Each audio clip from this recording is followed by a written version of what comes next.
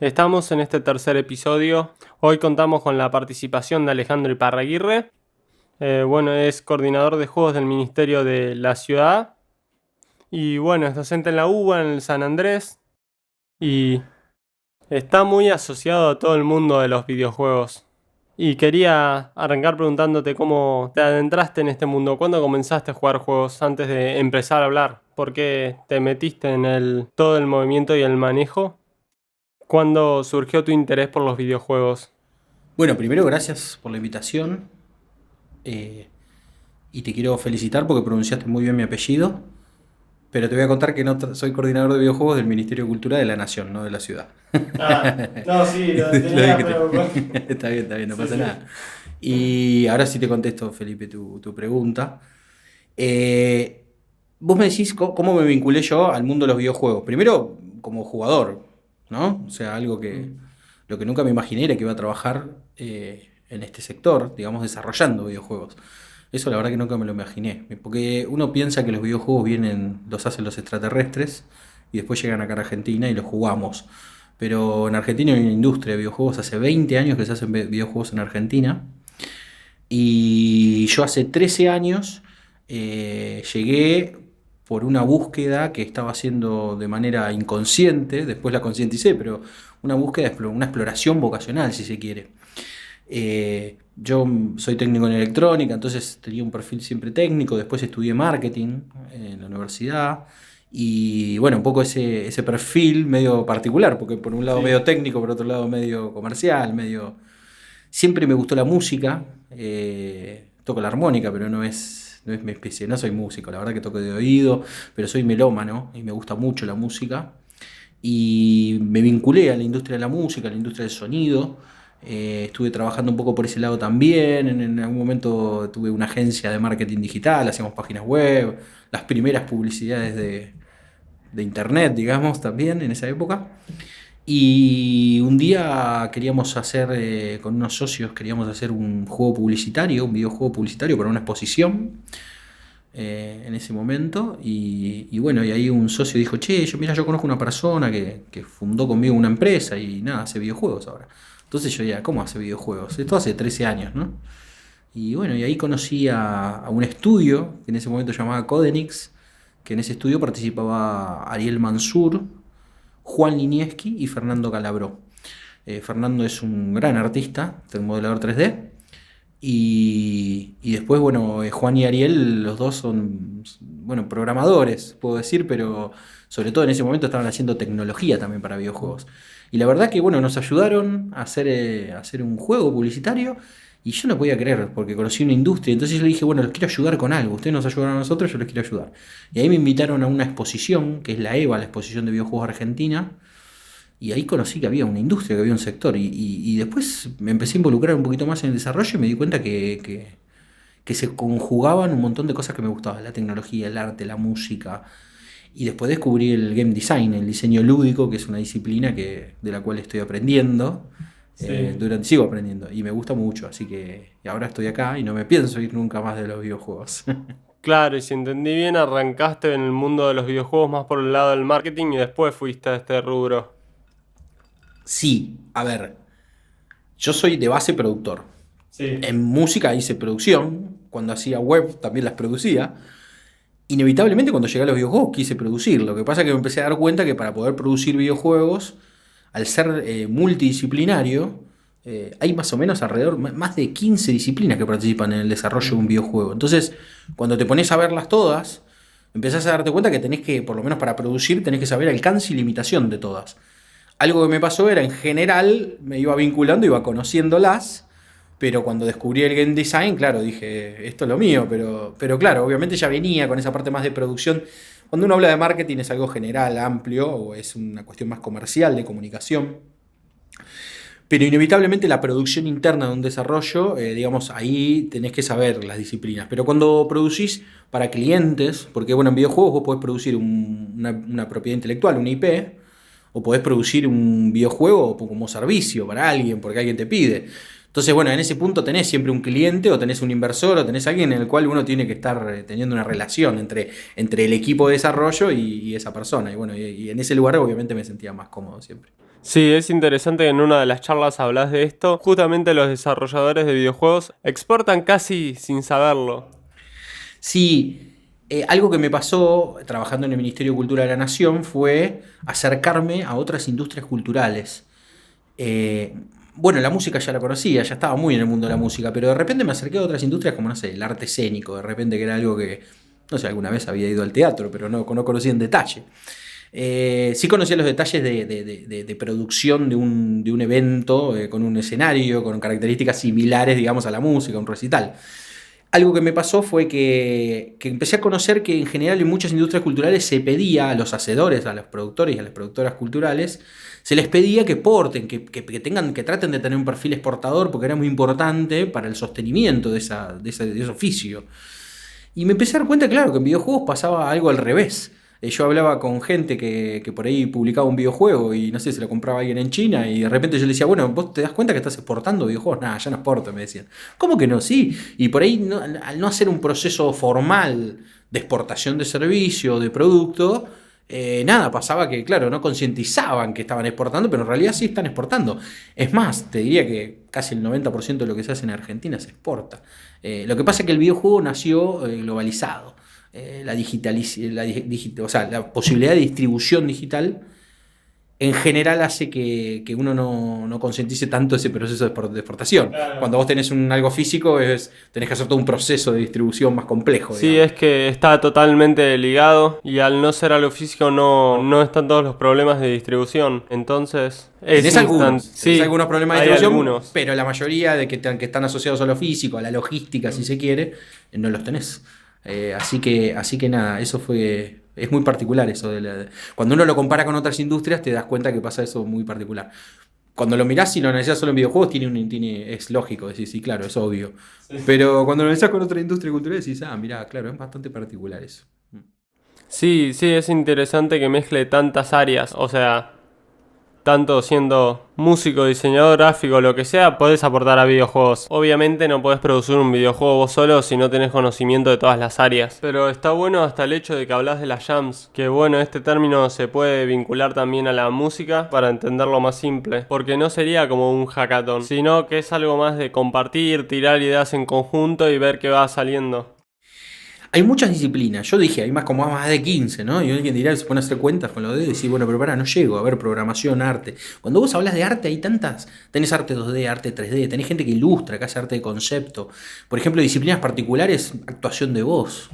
Alguien hace actuación de voz. Y vos decís, pero ¿cómo actuación de voz? Claro, alguien le pone la voz a los personajes que hay en un videojuego y los tenés que actuar. Entonces, digo, todo ese tipo de cosas empezás a darte cuenta que, hay algo. Claro, hay un montón, guión, yo qué sé, tantas, te puedes estar. La música no es solo el audio, o sea. Cuando uno habla del audio en el videojuego, estás hablando de dos cosas, de la composición musical que acompaña un gameplay, la jugabilidad o un menú de un videojuego, pero también está el diseño de sonido, y el diseño de sonido muchas veces no lo hace la misma persona que hace la composición musical, porque no es lo mismo. La labor es distinta, es otro proceso cuando uno hace. Incluso dentro del videojuego se maneja de manera distinta. El diseño de sonido está muy vinculado al game design, al diseño lúdico, porque justamente uno diseña una experiencia. Y todo eso, no hay nada más lindo que hacerlo o probarlo o experimentarlo en una Game Jam, ¿no? Que vos no nombrabas recién. Una Game Jam es el evento identitario de las comunidades que nos juntamos a hacer videojuegos porque nos gusta. Y es la misa, digo yo, es la misa de quienes nos juntamos a hacer videojuegos, porque ahí celebramos todo lo que queremos, básicamente, y exploramos distintas disciplinas, todo. Y después pasa que hay disciplinas que por ahí uno no se imagina que se pueden vincular con el videojuego. Yo creo que cualquier persona que hace cualquier cosa, porque hay videojuegos de cualquier cosa. Algo que me apasiona del game design, del diseño lúdico, es que vos tenés que estudiar sobre cosas. Digo, yo el otro día estaba pensando en hacer un juego que estaba basado en herrería. Entonces me puse a investigar sobre la fusión, por ejemplo, de los distintos metales. Y vos decís, sí, claro, y estuve a punto de ya conectarme con alguien que hacía herrería y me puede colaborar porque puede sumarse al desarrollo de un juego que tiene que ver con herrería. Entonces, cuando te pones a ver, claro, hay infinidades de cosas, de disciplinas que pueden participar. Sí, justo ahí que decís la herrería también para tener un conocimiento, para no decir no mezclé estos materiales para formar y que tenga realmente algo, un trasfondo que sea real. Justo si eso busca ese juego, ¿no? Claro, eso es lo que te iba a decir. No todos los juegos buscan eso. A mí, yo como diseñador, por ahí cuando me pongo a diseñar, a mí algo que me gusta es, por más que el juego sea fantástico y no sea un juego que tenga como un foco pedagógico, porque ahí hay otro mundo también, ¿no? No me gusta decir juego educativo porque hay un mote de los juegos educativos que son aburridos y están muy bien fundamentados. Digo, no los juegos educativos, sino el mote. El mote está muy bien fundamentado, porque la verdad que muchas veces se generan juegos educativos que son aburridos en general, porque no hay gente que sepa diseño en esos procesos. Es verdad que a mí me gusta ponerle un condimento de realidad, de saber. Por más que vos estés jugando un juego que sea fantástico, que sea en un mundo, sugiere a quien juega poder, no sé, buscar algo, googlear algo y por ahí saber. Esa información le puede llegar a servir en el juego. Y por ahí algo que nada que ver, pero tiene que ver con algo fantástico. No sé, el otro día, por ejemplo, estaba trabajando con biomas, ¿no? Los 12 biomas que hay en el planeta. Y de repente estaba eligiendo flora, ¿no? Y si uno, bueno, empieza a saber que esa flora forma parte de ese bioma, bueno, por ahí te da información en el juego y te ayuda a mezclar, porque es un juego de crafting, de, no sé, de mezclar pócimas, hierbas para hacer hechizos y esas cosas. Y de repente por ahí es un juego fantástico, digamos, ¿no? Que tiene que ver un poco con eso, con magia, con hechicería, si se quiere, y de repente, claro, vos si sabés que en tal bioma, no sé, en estepa tenés tal hierba o tal planta, bueno, te suma, te da información, Sí. digamos, y te suma que el juego, digamos, hay algo del juego que te va a ayudar. Así que esa es una particularidad, pero no todos los juegos necesariamente toman datos reales, digamos. No, obvio, pero te resulta interesante que es lo que se pueda, que tenga algún toque Tenés que normal. tener, Depende tenés que igual del tener. juego, Es como pero cuando sí. alguien, viste, actúa y hace un personaje y tiene que hacer, no sé, un personaje de un oficio que por ahí no conoce. Bueno, uno se pone en ese oficio, tenés que inevitablemente hacerlo. Lo mismo pasa con la identificación cuando jugás en un juego. Vos jugás un juego y a veces te pones, digo, está la idea de ese juego de rol, ¿no? Donde vos te pones, haces ese role-playing, jugás un poco en ese rol y vas, nada, sumándote, probando las pieles de distintos oficios. Así que es interesante, sí, a mí me gusta mucho eso de los juegos, me gusta mucho eso, me gusta mucho la empatía y me gusta mucho ponerme en el lugar de otra persona, entonces eso lo disfruto mucho de los juegos. Sí, también hablabas de la importancia de que sean transmedia los distintos juegos. Sí, yo creo que pasa algo particular con lo transmedial. Primero, por empezar, es algo que se habla mucho y se hace poco.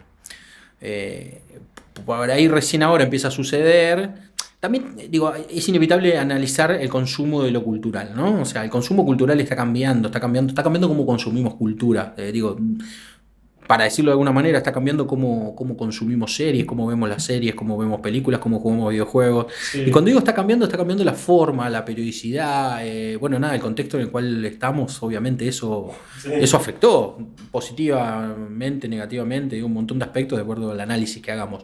Pero creo que es inevitable entender, yo veo lo transmedial como una posibilidad de expresión. Yo estoy en la búsqueda de cómo poder crear una propiedad intelectual sin estar sesgado en el medio. ¿Qué quiere decir?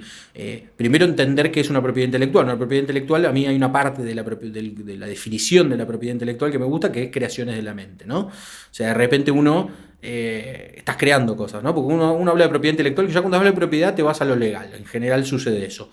A mí me gusta ese concepto más romántico de la propiedad intelectual que tiene que ver con creación, con expresión, que le pasa a cualquier hacedor cultural, digamos, ¿no? O cualquier productor o productora cultural que lo que hace es crear. Entonces, yo lo que quiero es ver cómo poder crear una propiedad intelectual, un mundo, ¿no? Una historia, cómo contar eso. Y justamente en el cómo, no estar sesgado, ¿no? Diciendo, bueno, creo un personaje. Este personaje no es para un libro.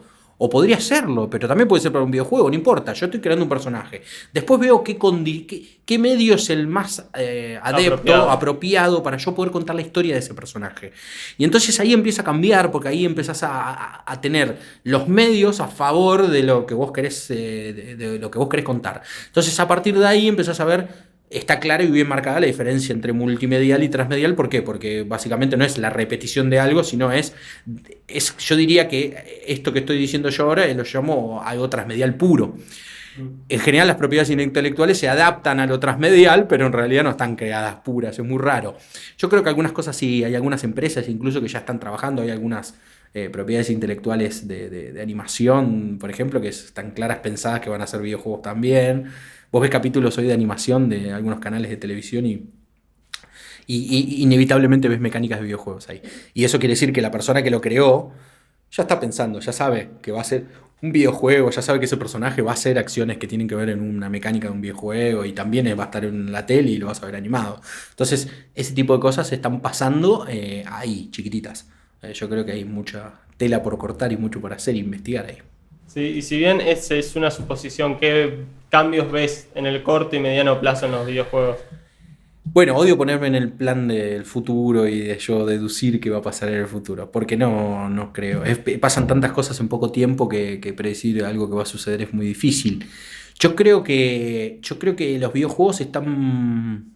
Hay algo que pasa que es muy interesante con los videojuegos que me parece que no están asociados, o por ahí inevitablemente es una mirada sesgada la que yo tengo, ¿no? Pero mi mirada sesgada que yo tengo creo que la gran, si se quiere, transformación, evolución que está pasando en los videojuegos está pasando en el contenido de los videojuegos. Y eso lo veo muy positivo, no tanto en las plataformas o en la tecnología. La tecnología, hay mucha gente que se cree que en el mundo de los videojuegos estamos pendientes de todo lo que pasa, ¿no? Por ejemplo, con blockchain, ¿no? Todo el mundo se cree que el mundo del desarrollo de videojuegos está pendiente del blockchain. No es así. Quiero contarles que no estamos pendientes de blockchain. Es más, casi ni nos interesa. No digo que a nadie, pero en general en reuniones con gente que hacemos videojuegos no estamos pendientes de blockchain. Estamos pendientes de ver cómo contamos historias dentro de un videojuego. Y el blockchain no nos ayuda a contar historias. Es un tema aparte. Es un tema aparte. Y lo mismo pasa con el VR, no sé, con las realidades expandidas. Están a disposición de contar una historia de un videojuego, pero no estamos pendientes de eso, la verdad que no. Yo creo que no digo que todo el mundo, yo tengo esa mirada sesgada, hay gente que por ahí lo ve, que cuando uno hace una búsqueda comercial de poder generar mayor ganancia, por ahí sí explora esas tecnologías como mercados, como posibilidades de mercados.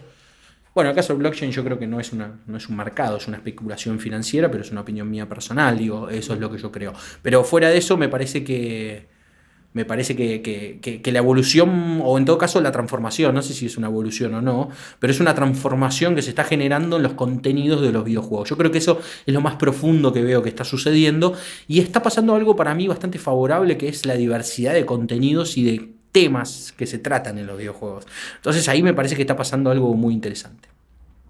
Y creo que va a ir, va a ir en aumento.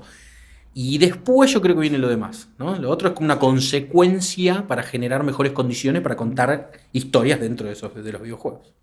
Sí, también en una de las entrevistas hablabas más a modo de crítica del modelo de dependencia, de freemium, que no te parecía una buena forma de encarar el desarrollo de videojuegos. Mira, Felipe, yo te lo voy a decir muy claro, a vos y a toda la gente que nos va a escuchar y nos está escuchando. Los videojuegos no son gratis. Nada es gratis en la vida. Una vez vino una empresa a decirnos que las cosas eran gratis. Esa empresa, que se escuda atrás de un buscador, ¿sí? Para que la gente se dé cuenta de quién hablo. Sí. Esa empresa nos mintió, toda la vida nos mintió, porque nos dijo que nos regalaba las cosas, y no estaba regalando nada, nos estaba investigando. Sí, datos. Y sacándonos datos y sacándonos comportamientos de consumo, ¿sí? Lo mismo y eso contagió al mundo de los videojuegos y a la monetización. Los videojuegos los hacen personas y tienen que percibir dinero por lo que hacen, una remuneración por lo que hacen. Después veamos qué dinero, pero una remuneración la tienen que percibir. Entonces, yo soy de la idea, tengo una idea media, yo soy idealista, ¿no? Tengo un punto de vista que tiene que ver con que yo no es que descreo de la monetización de los videojuegos, yo descreo de las distintas formas de monetización que se le buscan a los videojuegos, tanto que convierten a los videojuegos en modelos de dependencia. ¿Para qué? Para que uno esté todo el tiempo en un videojuego, pendiente de un videojuego, y en realidad no te reconforta el juego, sino que te reconforta estar ahí, nada más estar pendiente, porque el sistema del juego te lleva a esa situación. Eso transforma a los videojuegos en modelos de dependencia. Entonces, yo creo en el full price, yo creo en que un juego vale un precio y está bueno pagar ese juego con ese precio para vivir una experiencia. Sí, y ya ahí el juego lo tenés, todo y lo compraste bien, y es tuyo. Sí. Hoy hay plataformas que por ahí no nos damos cuenta, pero nosotros pensamos que compramos juegos y nosotros compramos el derecho a jugar, ni el juego. Eso es lo que hay que empezar a discutir y a trabajar. Yo creo que eso hay que trabajarlo para todas las industrias culturales, no solo para los videojuegos, porque si seguimos trabajando con hipocresía en la monetización, porque encima yo no es que pienso que no hay que ganar plata, ¿no? Me parece muy bien. Sí. Yo soy un hipitalista, Felipe, ¿sí? Yo me gustan las industrias culturales, creo en un montón de cosas que por ahí son hippies si uno quiere, ¿no? Lo digo en modo gracioso, ¿no? Pero estudié 9 años de marketing. Yo creo en que una empresa tiene que ganar plata y me parece muy bien que gane plata. Lo que no creo es en una monetización abusiva que incluso sea perjuicio de la salud de quienes juegan. Porque cuando hablo de modelos de dependencia estoy hablando de eso, de perjudicar Sí. la salud. Y me parece que es un tema en serio y hay que tomarlo en serio y los estados, los gobiernos lo tienen que instrumentar al videojuego con gente que conoce del tema, porque si no se empieza a transformar en eso. Pero bueno, es difícil, sobre todo cuando vivimos en un país de repente donde, por ejemplo, existe una lotería nacional y eso apunta a la ludopatía y genera ludópatas, que es una enfermedad, y está bueno que no pase eso. Entonces es muy difícil trabajar ese tipo de cosas, pero por lo pronto yo no voy a dejar de decir lo que pienso y trabajar en No, pos de sí. que eso, y tengo propuestas para que eso suceda, para que se trabaje de otra manera. Y mis propuestas son estas concretas, digamos, que cambiar en esos modelos de monetización, pensarlos de forma distinta. Obviamente las reglas y las condiciones hay que evaluar una cadena de valor y los actores de esa cadena de valor y ver qué nivel de poder tienen, ¿no? Un desarrollador independiente enfrente a un distribuidor, un publisher, tiene muy poco poder de negociación. Ahora, si el Estado lo acompaña, es distinto. Sí, porque quizás desde el lugar del usuario no se está dando cuenta que el modelo de dependencia no le está haciendo bien, porque está inmerso en eso, entonces no logra alejarse y verlo. Son dos cosas. Uno es eso, porque justamente el juego te pide todo el tiempo, el sistema te va pidiendo, te gusta, querés estar ahí. El problema es cuando uno no está bien personalmente, ¿no? Porque también cuando uno habla de la adicción a los videojuegos, generalmente lo que hay que entender es que una persona tiene un problema preexistente y el problema no es el videojuego, sino la condición de esa persona, ¿no? Entonces, cuando vos juntas dos cosas, un sistema que te plantea un modelo dependiente con una situación personal problemática, con alguna situación personal problemática, en general lo que vos haces es evadir la realidad, meterte en ese juego y ese juego te controla y vos no estás controlando el juego.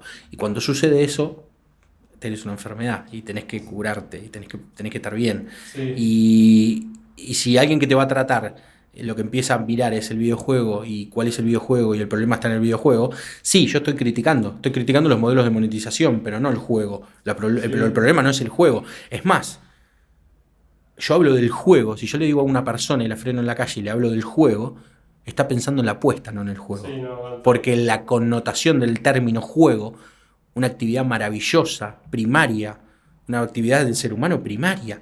El juego, la principal condición de jugar, Felipe, es ser libre.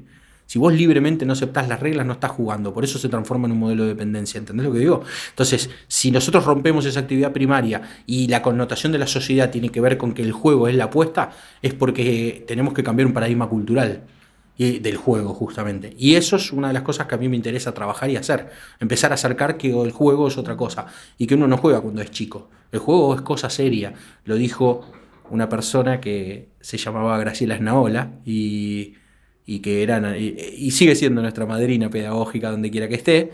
Y ella siempre dijo una frase que es muy sencilla: el juego es cosa seria.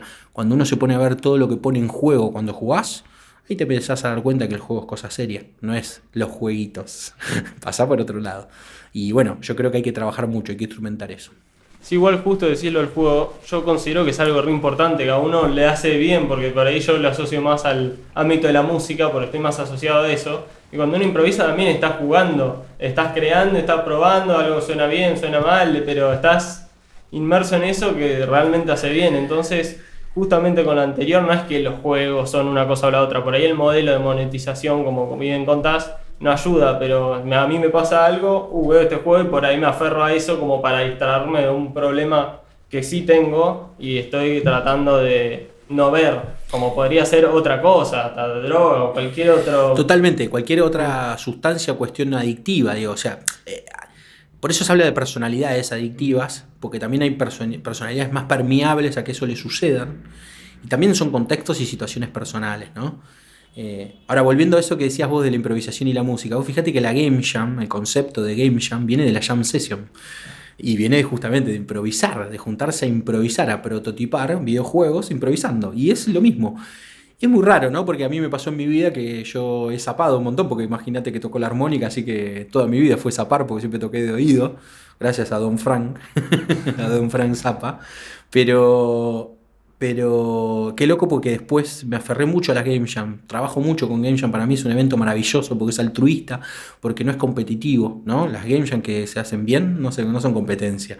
Después te encontrás otras cosas que usan el concepto Game Jam porque está de moda y le entregan premio a la gente. Pero las Game Jam que no son competitivas, digo, la diferencia por ahí un hackathon tiene que ver con eso, ¿no? Un hackathon también es un concepto. Sí, a ver quién gana, digamos. Sí, en general a veces hay una competencia, ¿no? A ver qué proyecto es mejor que otro. Y a veces decir qué juego es mejor que otro es muy particular. Es más, muy difícil ver la calidad de los videojuegos. ¿Cómo medís la calidad de un videojuego? Sí, porque puede ser un juego simple, pero está buenísimo y que la gente se enganche, o puede ser un juego re complejo y que la gente no... Totalmente. Yo creo que la Es calidad de un distinto. juego tiene que ver con la solidez de su diseño. Vos te das cuenta cuando yo por lo pronto trato, o en general me puedo dar cuenta cuando alguien que diseñó ese juego logró en el juego diseñar lo que quería. Y ahí tenés la solidez y la calidad.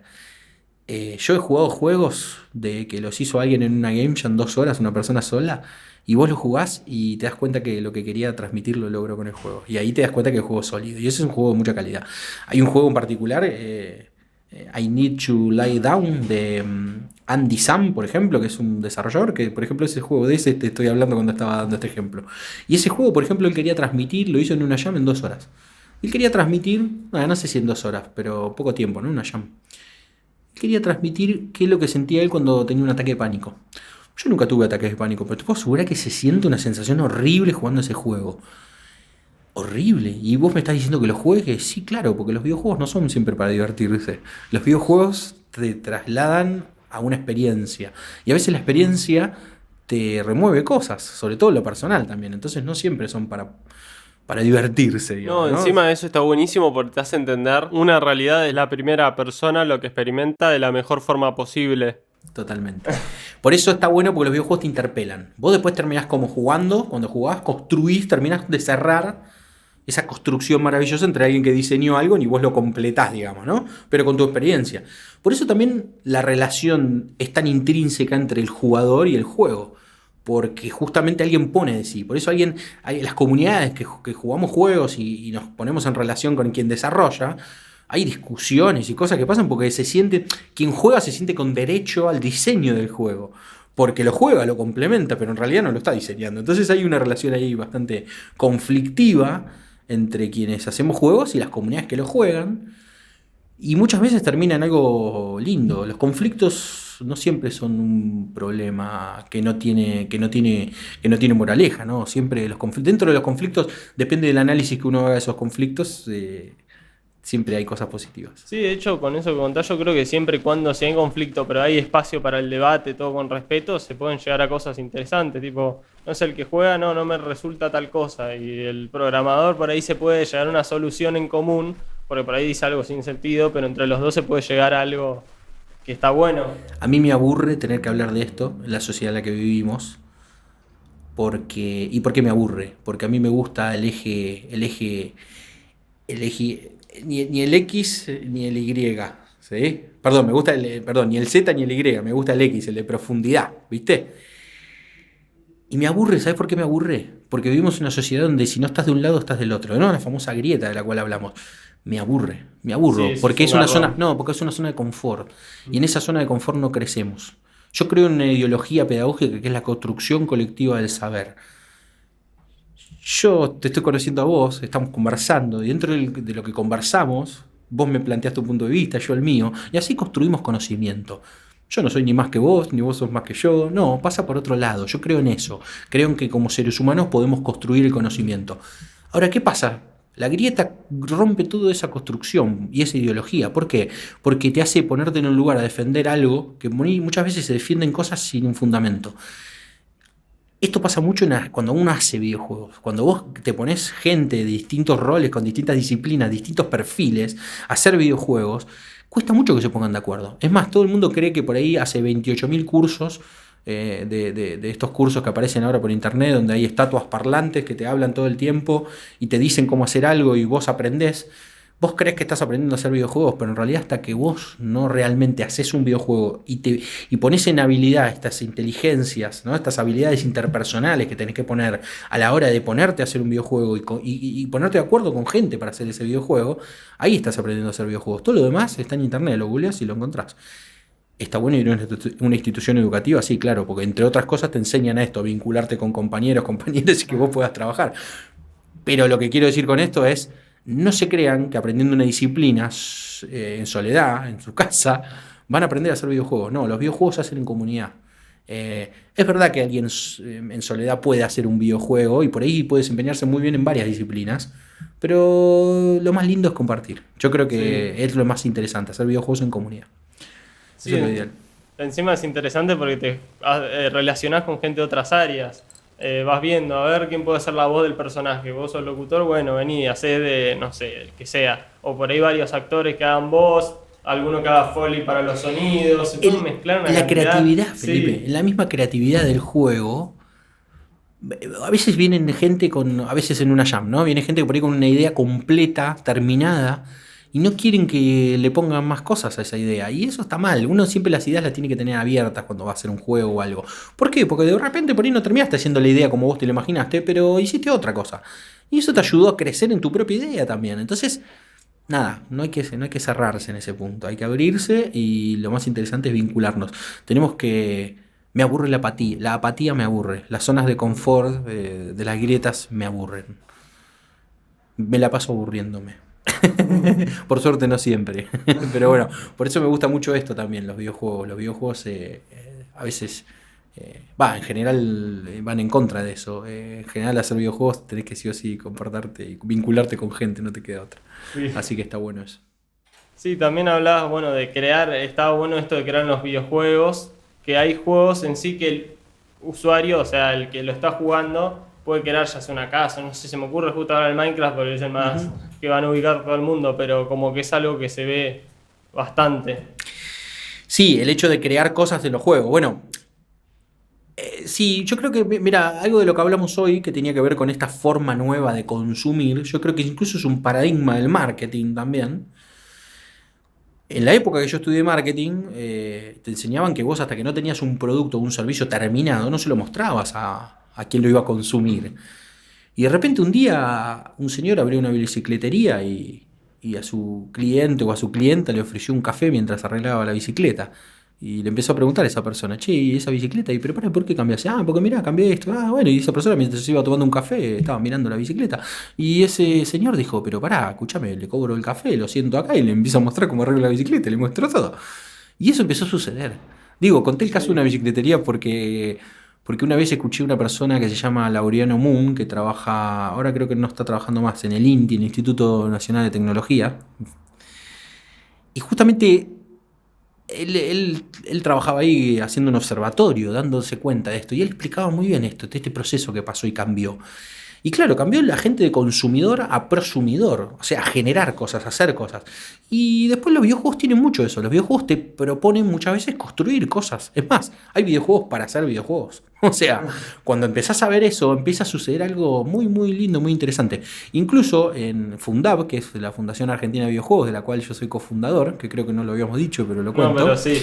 Bueno, nosotros tenemos una aplicación que en breve la vamos a publicar que se llama MetaMonster, que es con realidad aumentada y justamente lo que te plantea es para niños, para niñas, y te plantea el hecho de que primero colorear un monstruo, ¿no? Hay unas impresiones que hacemos, unos marcadores que los imprimimos, y básicamente son monstruos, y vos tenés que colorear a los monstruos en su ecosistema, en su escenario, y después, bueno, la aplicación lo que te plantea, vos lo aplicás, digamos, con el celular y se te convierte el monstruo, le da vida al monstruo, te lo convierte en 3D con lo que vos coloreaste, ¿no? Y aparte esa aplicación tiene la posibilidad de que tiene un dado de color, un dado con números, un timer, ¿sí? Y todo eso te hace la posibilidad de poder crear reglas para crear un videojuego de realidad aumentada. Y ese es un taller que hacemos. Porque nosotros dijimos, bueno, ¿qué vamos a hacer? ¿Un taller para qué? ¿Para que la gente solo juegue? No, nos gusta fomentar la actividad productiva de hacer un juego. Y eso me parece que hay un montón de gente que está bueno que lo experimente, por más que no se vaya a dedicar de forma profesional. Es más, siente que está jugando cuando lo está haciendo, porque está creando. Y bueno, y a veces es eso, ¿no? Los juguetes... hay que pensar en la niñez, ¿no? La niñez siempre pasa esto de que siempre uno ve a un grupo de chicos, de chicas peleándose en una vereda con juguetes en la mano. Y lo que están haciendo, están creando juegos con juguetes. Y se van anteponiendo las reglas todo el tiempo. Y uno lo ve de este lado y dice, mirá qué técnico lo que estoy explicando. Y en realidad es una actividad muy genuina, muy lógica. Sí, es como que cuando estás inmerso en eso lo haces automático. Automático, te vas peleando y te peleás y te enojás y después te animás, te amigás de vuelta. ¿Y por qué? Porque todo el tiempo están creando juegos todo el tiempo. Y eso es lo que haces cuando sos chico. Entonces, yo creo que eso también me llevó mucho a la pasión de diseñar juegos. Porque es algo tan maravilloso, tan lindo, que es vincularse con las personas. Es todo esto que venimos hablando. Sí. Y vos fíjate que está todo expresado en esa imagen de esos chicos, esas chicas jugando y peleándose y amigándose y bueno, todo eso. Se están imponiendo reglas todo el tiempo, eso es lo que hacen. Sí, también, o sea, con respecto a lo que decías, no sacar un juego hasta que esté terminado también es un riesgo porque no tenés ningún tipo de feedback si estás solo inmerso, porque estás viéndolo, no sé, inmerso si fuera el vaso solo desde adentro, porque no lo vas a ver como alguien. Es imposible. Hacer videojuegos de esa manera es imposible. Mirá, cuando vos desarrollás videojuegos tenés 3 procesos. Uno que es la preproducción, la otra la producción y el otro el pulido, ¿no? Como para definir algo. En la preproducción es iterativa. Vos tenés que iterar. Inevitablemente vos lo que haces es pensás un núcleo de una jugabilidad, de una mecánica, de un juego y la prototipás con lo que tengas a mano. No llegás a tener personajes, todo, digamos. Hay un concepto que se llama placeholder, que vos lo que usás es elementos geométricos para poder simular colisiones, cosas, y vas probando. Y justamente probar, básicamente es una de las disciplinas que también forman parte del desarrollo de videojuegos, que es el testeo. Se estudia eso. Es más, nosotros con la Fundación armamos una diplomatura de testeo de videojuegos que creo que es la única, estoy casi seguro que es la única de Latinoamérica. No hay diplomatura, no hay educación formal de testeo de videojuegos. Bueno, nosotros hicimos una en la Universidad de Avellaneda, en la Universidad Nacional de Avellaneda, en la UNDAV.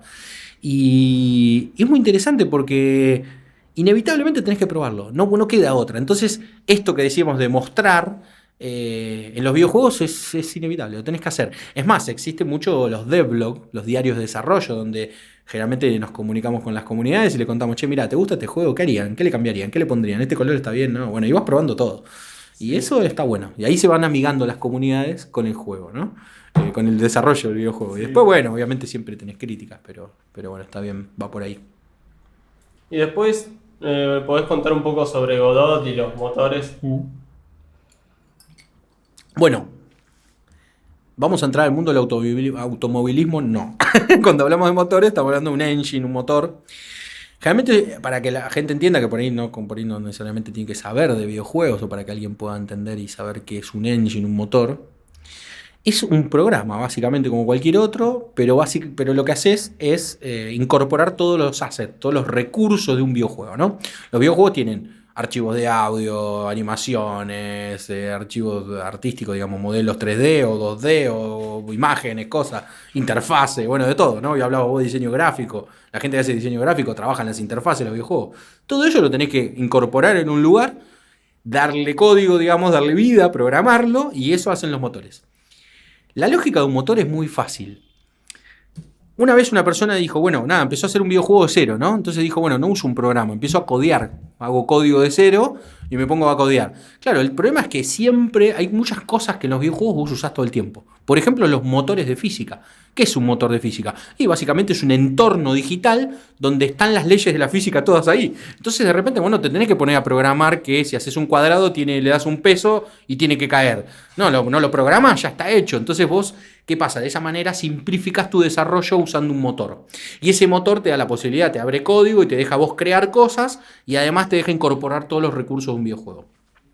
Algo que pasó maravilloso en Argentina fue la creación de Godot. Cuando yo entré a trabajar en ese estudio en Codenix, lo conocí a Juan Linieski y Ariel Mansur, que son los dos creadores de Godot. Godot es un motor que la particularidad que tiene que es open source, es código abierto, Y eso es muy interesante, ¿por qué? Porque lo que hace es que le da la posibilidad a una comunidad a seguir desarrollándolo. No es una empresa que hace Godot, sino lo hace la comunidad, así de simple. Sí. Entonces hay un montón de todos gente, lo pueden ir claro, lo pueden editando. ir, claro, totalmente editando. Obviamente está organizado. Es más, Juan Liniers, que hoy se encarga de eso, yo creo que hay alrededor de 150 personas en todo el mundo que están codeando y desarrollando Godot. Una locura, es un montón de gente. Y bueno, y en Argentina hicimos ese motor que tiene un éxito en todo el mundo. Digo éxito porque tiene distribución y se está usando por todo el mundo. Yo estoy muy contento de que eso suceda, porque vos pensás que Felipe, que fue mi primer trabajo, entonces de repente estar ahí, formar parte de eso, parte de la decisión de que sea open source es base a un análisis que yo también hice en ese momento. Analizamos el mercado, dijimos, che, a ver, salimos, competimos, ¿cómo hacemos? Y la verdad que la filosofía de trabajo que tenía Ariel y Juan, y la siguen teniendo, es de compartir. Y cuando vos querés compartir, vos pensás en el open source como parte de tu trabajo. Entonces, ellos dos son muy generosos. Y es más, lo digo yo de conocimiento de causa, porque yo aprendí a hacer videojuegos con ellos dos. Y la verdad que siempre fueron muy generosos conmigo y lo siguen siendo el día de hoy. Y bueno, por eso tenemos la relación que tenemos, una relación de amistad, ¿no? Y la verdad que yo, de vuelta, nunca pensé que iba a suceder esto. No me lo imaginé, no se lo imaginaban ellos, imagínate menos yo. Yo por ahí incluso suponía que iba a pasar algo en algún momento, pero no que pase lo que pasó. Con Juan nos pasó de ir a la exposición, están en San Francisco, en Estados Unidos, y de ir de un año a otro nos pasó de que a ver, la exposición donde íbamos es la GDC, la Game Developer Conference, que es la exposición más grande de desarrollo de videojuegos. Para que tengan una idea, antes de la pandemia, ¿no? Esto ahora hay que ver cómo sucede, pero digo, iban 500.000 personas de todo el mundo que hacíamos videojuegos. Es como Disneylandia para nosotros, pero nada, y lo paraban a Juan en la calle, de un año a otro, una locura. O sea, lo empezaron a frenar y encima Juan no es que es una persona hiperpública, ¿no? Nada que ver. Y lo conocían a Juan y lo paraban a Juan y le agradecían y lo abrazaban y yo estaba lleno, era una locura, era. La verdad que nada, estoy muy contento y orgulloso, puedo decir también, de que ese motor sea argentino, de que... Sí, creció un montón. Sí, de que creció un montón y lo triste o en realidad lo loco es que nadie es profeta en su tierra, dicen, ¿no? O sea, en Argentina no hay mucho reconocimiento a Godot por el sector, es como raro, ¿no? ¿Qué pasa? Pero también es verdad que es verdad que de a poco mucha gente lo va conociendo. Es más, yo estoy seguro, que hay mucha gente en Argentina que usa ese motor y no sabe que se hizo en Argentina. Como pasa con un montón de videojuegos. Hay un montón de gente que juega videojuegos que se hicieron en Argentina y no sabe que son de Argentina. Sí. Eso también pasa.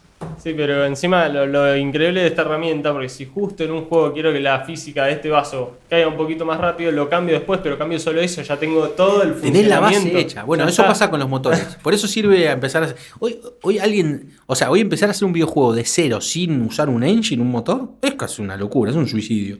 Sí. La verdad que no tendría demasiado sentido. No tiene lógica, es raro. Es más, sí. Es raro que alguien haga tecnología. En ese momento, hace 20 años, perdón, no tanto, hace 13 años, Juan y Ariel usaban otros motores y empezaron a hacer un motor porque dijeron esos motores son una porquería y ellos se sentían con capacidad de hacerlo. Después de muchos años, yo antes ya lo sabía, lo demostraron. Y ahí está, y ahí tienen un motor. Y un motor que donde ellos soñaran en su momento para usarlo ellos, en ese momento. Y después se dieron cuenta que mucha gente se lo compartían, que lo pedían, que bueno, y ahí empezaron a tener esa filosofía más de... siempre tuvieron esa filosofía de compartir, pero digo, de darse cuenta que, el motor lo podemos compartir a otra gente y vamos a empezar a usarlo. Bueno, y ahí sucedió, lo empezaron a hacer para ellos primero, porque los que había no les gustaban. Sí, para tenerlo como herramienta y después... Claro. Hoy hay muy avanzados, ¿no? Hay motores muy avanzados, sobre todo hay dos muy conocidos que son Unity y Unreal, que se usan para cosas distintas también, ¿no? Pero bueno, la tecnología no se elige, hay que asegurarla, digamos, ¿no? Cada proyecto, cada juego que vos querés hacer, cada videojuego te va proponiendo un desafío distinto y también vos podés ir eligiendo la tecnología, asegurándola en vez de elegirla. A veces digo sacar la palabra elegir porque a veces uno dice, me gusta más el otro. Es más, escucho un montón de discusiones de gente que programa discutiendo a ver si un motor mejor que el otro y otro mejor que el otro. No tiene sentido esa discusión porque es lo mismo que discutir la calidad de los videojuegos. Llega un momento donde sí, podés discutir, pero en realidad los motores, la mejor forma es saber usar cuál en qué momento. Cada vez que ya tienen un nivel de calidad que según lo que estés haciendo, cuál te funciona más, sí. O cuál te resulta más Hay algunos que tienen más desarrollo para algunas cosas que otras. Digo, es muy conocido que Unreal, digamos, la parte gráfica, a los artistas y las artistas les encanta Unreal porque, claro, todo el sistema de shading que tiene, de iluminación, de sombra, es maravilloso, está bárbaro, está desarrollado increíblemente, mucho mejor que otros motores. Pero no todos los proyectos necesitan ese nivel, o sea, hay que ver también qué proyecto necesita, ¿no? Y también hay que ver qué capacidad de gente que desarrolle y utilice ese motor también, o sea, es como muy... Y se me acaba de ocurrir una pregunta Dale. que por ahí es aparte del desconocimiento. ¿Se pueden combinar los distintos motores cuando estoy programando? O... Mirá, en general no, usás un motor y elegís uno. Lo que existe es la portabilidad, o sea, vos porteás, pero eso tiene que ver más con la plataforma, no tanto con el motor. Pero muchas veces vos por ahí pasás, porque tenés que reescribir un código en otro motor. Muchos desarrollos han cambiado de motor y no es lo recomendable. Es más, generalmente esos desarrollos no les va muy bien. Porque en general tenés que saber elegir el primer motor que usás y tenés que tratar de mantenerlo. A veces lo que yo decía, la portabilidad, esto de portear un juego, eso es por las distintas plataformas y sobre todo pasaba en otra época. Hoy los motores en general son multiplataforma. ¿Qué quiere decir? Vos haces un juego para celular, lo podés jugar para una computadora. Entonces no tenés esa condición tan compleja. Antes en otra época por ahí sí teníamos que usar distintos motores para distintas plataformas. Pero hoy no pasa eso. Y también otra cosa que noto que realmente te... O sea, se nota que te gusta la docencia también. ¿Cómo es tu experiencia? Bueno, yo primero nunca estudié pedagogía ni nada. Nunca pensé que iba a dar clases. Siempre fui un estudiante regular. Siempre me gustó participar de las clases, pero siempre fui muy crítico del sistema educativo. Y la mejor forma de criticar es constructivamente. Yo no creo en la crítica destructiva. Me creo un rebelde, pero con causa, no sin causa. Entonces, un día empecé a pensar que podía dar clases. Y me llamó una universidad para dar clases de videojuegos. Y no me sentía con capacidad para dar clases de videojuegos. Entonces me junté con Guillermo Aberbuch y Juan Linieski. Perdón, con Guillermo Aberbuch y con Facundo Maunés. Dos de los mejores, para mí, game designers del país. Son colegas también cofundadores de la fundación. Y dos amigos. Y les dije, che, Guille, Facu, miren, yo no estoy para esta materia, ustedes no la pueden dar. No, yo no puedo, no tenían tiempo, no tenían... Y dije, ¿por qué vos no podés dar esa materia? Y porque no tengo el conocimiento todo. Y mirá, me dice, hoy en Argentina no hay gente, no hay docentes que tengan el conocimiento necesario para esa materia. Así que si no lo tenés vos, no lo va a tener otra persona. Muy difícil, porque nos conocemos, somos muy pocos en ese momento. El día de hoy hay una falta de docentes de carreras de videojuegos, pero todo el tiempo. O sea, es una gran preocupación, una ocupación del sector que deberíamos tener ahí, ¿no? Que la tenemos. Yo por lo pronto estoy trabajando un poco con la fundación con ese tema y con algunas instituciones educativas. Y me convencieron, me dijeron, da clases. Y dije, bueno, voy a dar clases. Le dije, yo la única manera de dar clases es que ustedes me ayuden a preparar la materia. Si ustedes no me ayudan a preparar la materia, yo no puedo. No, sí te ayudamos. Bueno, me ayudaron, me dieron un montón de contenido y fui a dar clases. Y descubrí un mundo maravilloso. Me saqué muy rápidamente esa presión de pensar de que uno va a una clase como docente y tienes que saber todo. No, yo no sé todo. Es más, yo nunca supe programé web en algún momento, HTML, PHP, pero no sé código, sé lógica de programación, sé qué se puede hacer con la programación y qué no. Y eso es lo que necesito para ser productor. Y sobre todo para ser diseñador también necesitas saber eso. Descubrí que no iba a enseñar, iba a aprender también cuando uno da clases. Y eso, cuando vos te relajás, y descubrí que es un ambiente. Descubrí que muchas de las críticas que yo tengo al sistema educativo puedo hacer mi aporte, desde mi humilde aporte como docente.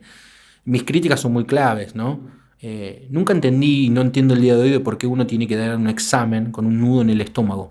Cuando vas yo no entiendo por qué la evaluación tiene que ser tan sufrida como es. No entiendo por qué hay mucha gente que se cree que si no duele, no aprendés. No entiendo por qué nos tenemos que quedar 20 días sin dormir para poder ir a rendir un examen. No entiendo por qué, no lo entiendo, no lo comparto, no me interesa, no tengo ganas.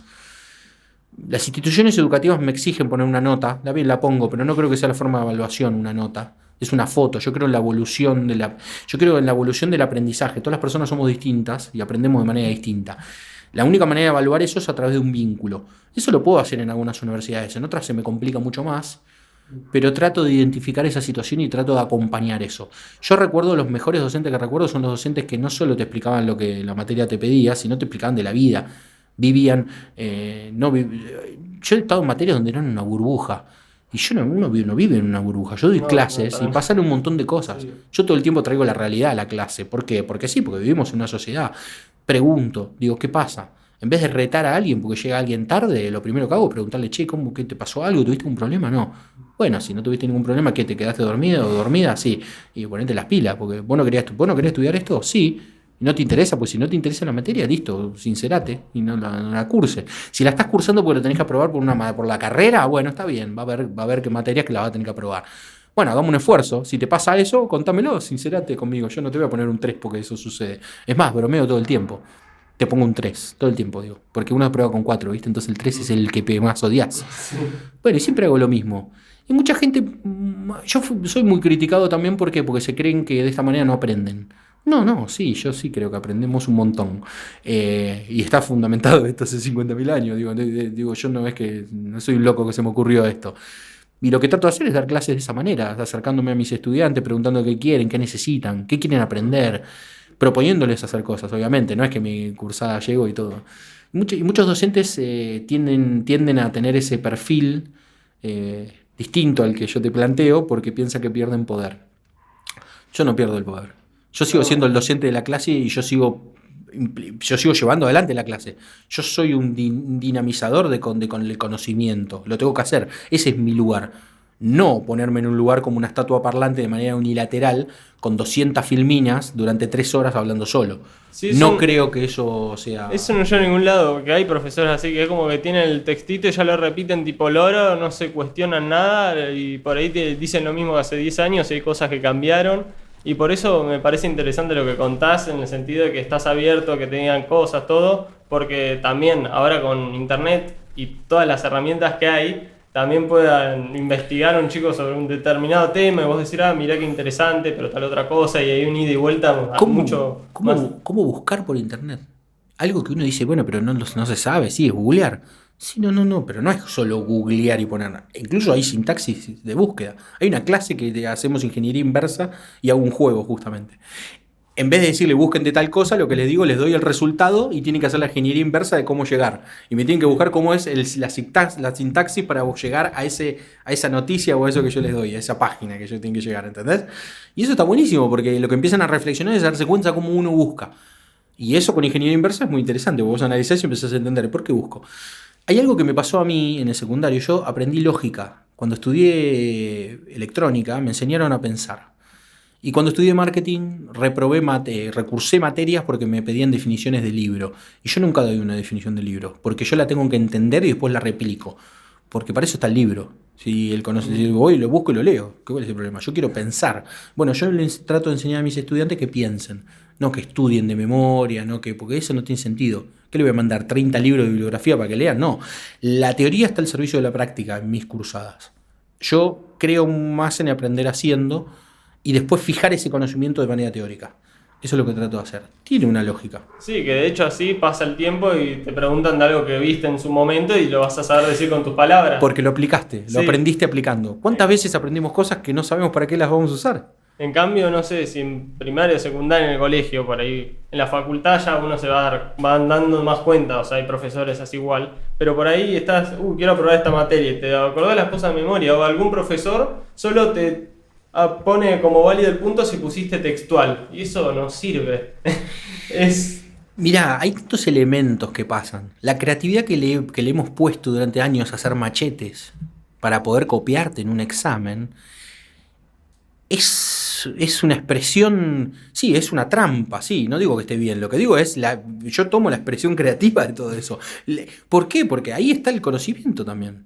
El tema es entender y dinamizar. También es la obligación. Cuando yo hablo del sistema educativo, claramente estoy hablando de los gobiernos. Los gobiernos tienen que, porque lo único que estamos haciendo es si fueron más, bueno, hoy la discusión la única discusión de la educación que veo hoy es si cuántos días fuimos a la escuela o dejamos de ir.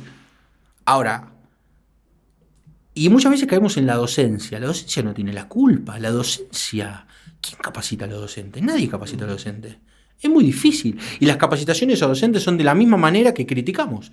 Entonces, si no empezamos a experimentar el cambio, hablo de un cambio del sistema educativo. Hay que cambiar el sistema educativo.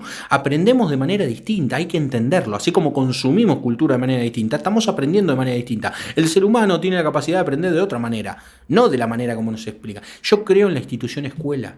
No estoy hablando de esto. Porque muchas veces cuando alguien dice esto, dice, no, vos querés destruir la escuela. No, no, yo no quiero destruir la escuela, nunca dije eso. Yo estoy hablando del sistema educativo, cambió. Basta, o sea, en algún momento de la época, en una época de la historia, nos pusieron un guardapolvo porque todas las personas tenían que parecer iguales en la escuela. No, basta. Sí.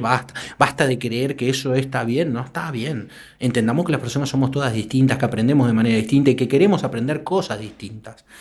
Y uno diría, bueno, pero no, tenés que regularizarlo. Bueno, basta de nivelación. ¿Por qué tengo que nivelar? ¿Para qué? ¿Para que sea más cómodo para mí como docente, para dar clase tengo que nivelar? No, busquemos cosas distintas. Yo creo en un formato. Hay un montón de modelos de educación de esto que estoy diciendo y que funcionan muy bien. Sí. Hay muchos sistemas educativos, hay escuelas armadas. Bueno, Waldorf es un clásico. Sí, más conocido. Más conocido por ahí si se quiere. Estoy hablando de ese tipo de... Digo de ese tipo por decirlo de alguna manera, pero digo, hay que explorarlo, hay que verlo. Funciona hace 50.000 años. Y yo creo que sí, porque funcionan. Creo que funcionan porque hay escuelas que por más que... salgan mucha plata a su cuota, a la larga, yo me encuentro con esos estudiantes en la universidad también y no están formados, y no hay tanta diferencia entre esas escuelas y otras escuelas, ¿sí? Porque yo recibo estudiantes de todo tipo de nivel socioeconómico. Porque doy en la universidad, doy clases en la universidad privada más cara y doy clases en la universidad pública más grande que la UBA, ¿sí? Y en la universidad más cara es la Universidad de San Andrés. Y yo te puedo asegurar que no hay tanta diferencia en las formaciones secundarias, o por lo menos en mi experiencia, lo que me pasa a mí. Lo que sí veo es una deficiencia total. O sea, les enseñan como si las personas tuviésemos un termo, no una cabeza. Y tenemos que aprender a pensar y a elegir también. Porque eso es algo, nadie piensa en los estudiantes, nadie piensa en los estudiantes. Y no lo digo para quedar bien, porque también cuando digo esto, no, lo llevo adelante. Obviamente yo cumplo reglas, cumplo un sistema, estoy en un sistema, tengo que poner notas, las pongo, digo, no pasa por ahí. Pero las consensúo con los estudiantes, también lo puedo hacer. Obviamente se me complica, ¿no? En la UBA tengo una cátedra que hay 200 estudiantes, estamos haciendo 18 proyectos de videojuegos. Sin embargo, vengo de tener una reunión con un estudiante que estaba a punto de dejar porque su grupo no se pusieron de acuerdo y bueno, la contuve y traté de pedirle que no la deje la materia y ayudarla.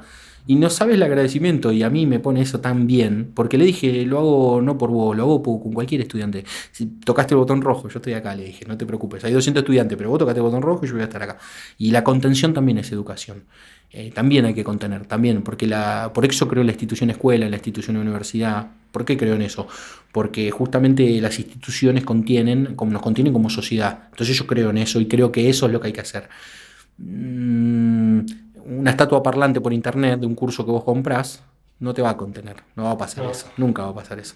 Entonces, por eso creo en eso, porque no creo en la apatía, creo en la empatía, no la apatía. Y justamente como sociedad estamos siendo muy apáticos todo el tiempo y el mal uso de la tecnología nos está llevando también a ese lugar y eso no está bueno. Y justamente creo que hay que vincularse, porque así aprendemos, por eso creo en esa ideología que es la construcción colectiva del saber. Sí, y justo decís, la tecnología puede ser tanto lo mejor como algo que no te hace bien. O sea, es como herramienta genial. La verdad que es fantástico el internet, buscar algo. Antes tenías que buscar libro y yo uso todo el tiempo tecnología, porque no es que yo... El tema está el uso saludable de la tecnología y de los videojuegos, de todo. El tema está para qué la usás. Y el tema es como ser humanos si no criticamos, si dejamos que todo pase por la vida al lado nuestro y no la criticamos. Si vemos en la televisión cada micro de tecnología en la televisión se transforma en vendernos obsolescencia programada, y lo más factible es que no creo yo en esa tecnología. Yo creo en la tecnología donde algún día algún periodista empiece a criticar la tecnología de los periodistas que existen en la televisión y que hacen micros de tecnología y lo único que hacen es vender cosas sin criticarlas. ¿Por qué no hacemos autocrítica sobre la tecnología, sobre el uso de la tecnología? Si realmente necesitamos lo que generamos, si no, ¿para qué lo necesitamos? Bueno, no parece que no existiese eso. Sí, entonces, como sociedad, tenemos que empezar a criticar un poco más la tecnología. Eso me hace acordar justo el tema de obsolescencia programada, que hay un barrio en Acra, en un lugar de África, que hay una cantidad de basura que no se puede querer, no hay ni pasto. Hay todas computadoras tiradas en el piso y la gente ahí quema los ordenadores para sacar un poquito de metal y ganar, no sé, $2 por día o números así que no haces nada con eso. Sí, y después de eso, ¿sabes qué viene en la tele? Un documental de los multimillonarios que están en la carrera espacial, que están viendo, en vez de solucionar ese problema, lo que están viendo, cómo aterrizar un cohete en una estampilla. ¿Entendés lo que digo? Y ese es el Sí. problema que tenemos como sociedad. Si vemos un documental donde aplaudimos a esa persona que está haciendo eso, y lo más factible es que tenemos un problema como sociedad. Si todavía un día en China, en 3 horas, llueve la cantidad de agua que antes llovía en 3 semanas, o en 3 años, y le seguimos diciendo en un noticiero que es el calentamiento global, y no que destruimos el planeta, bueno, empecemos a darnos cuenta que no somos más inteligentes que las hormigas, me parece. Nos estamos equivocando como especie, nos estamos equivocando. Todo tiene que ver con todo. Todo esto que estamos hablando tiene que ver con todo. Y obviamente tiene que ver con eso. Y tiene que ver con un montón de cosas. Yo creo que es muy linda la tecnología, pero la tecnología tiene que ser para el bien. Ahora, ¿qué es el bien? Y si el bien es que una persona tenga más plata en su billetera, solamente esa persona, y no sé si ese es el bien. Generar riqueza habla de otra cosa, no de generar dinero en una billetera de una persona. Bueno, ahora ni eso. Ahora son bitcoins. ¿Algo más que quieras sumar?